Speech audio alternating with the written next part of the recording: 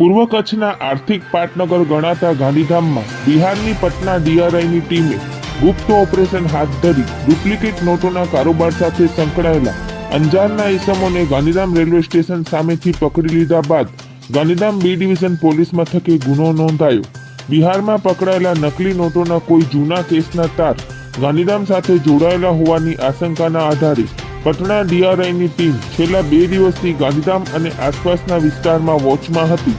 લોકેશનના આધારે પટના ડીઆરઆઈની ટીમે ગાંધીધામ રેલવે સ્ટેશનના ગેટ સામેના સર્વિસ રોડ પરથી અંજારના મુસ્તાક કાસમ શેખ, અલ્તાફ હુસેન કાસમશા શેખને પકડી તલાશી લેતા 500ના દરની 6000ની કિંમતની 12 ચલણી નોટ સાથે ઝડપી લીધા હતા. જ્યારે રમજુ કાસમશા શેખ દરોડા દરમિયાન હાજર મળ્યું ન હતું. Namaste everyone, welcome to GT Live 24 News. Please subscribe to our channel right now. Thank you and see you soon.